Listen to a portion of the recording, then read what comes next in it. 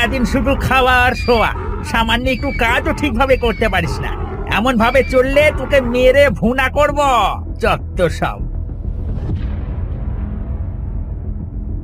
আরে প্রতাপ ভাই যে, তা কোথাও যাচ্ছ নাকি?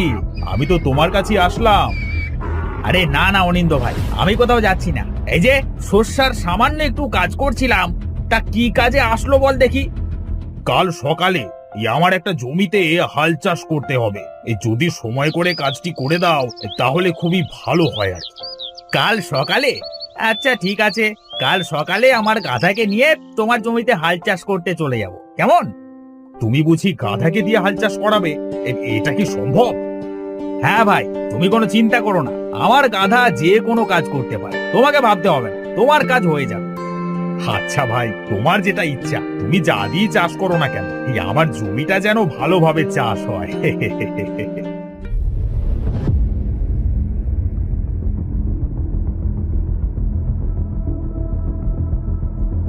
কাল তোকে দিয়ে হাল চাষ করাতে নিয়ে যাব।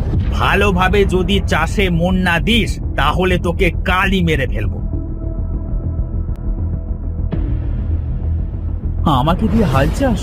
না জানি এই লোকটি আমাকে দিয়ে আর কত কি করাবে।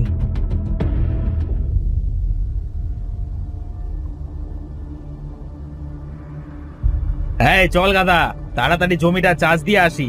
আজ কোনো চালাকি চলবে না, ভালোভাবে কাজ করবি, বুঝলি?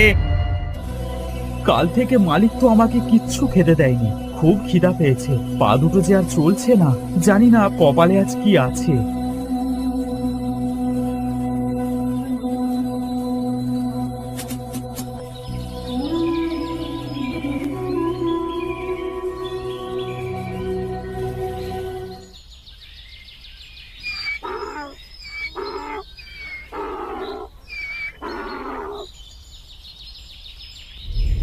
ধ্যাৎ, ধ্যাৎ, অলস, একদম কাজে মন নাই, যে হারিয়ে মারলো আমাকে।